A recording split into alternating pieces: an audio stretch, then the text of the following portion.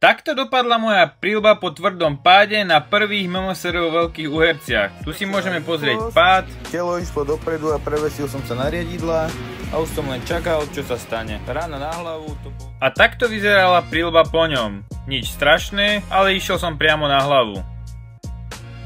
No a takto vyzeral jazdec. Trošku otrasený, ale ináč v pohode.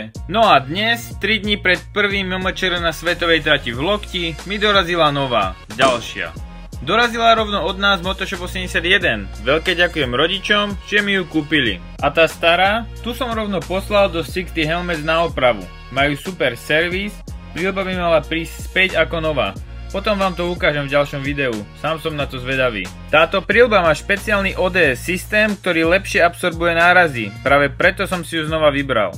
Príľba patrí medzi ťažšie príľby, ale pocitovo je naozaj ľahká a aj dizajnovo za mňa top. Ak ťa 60 Helmet zaujala a chceš o nej vedieť viac, napíš mi do komentára slovo príľba a pošlem ti všetky info aj odkazy. Alebo klikni rovno na náš web Motoshop 81.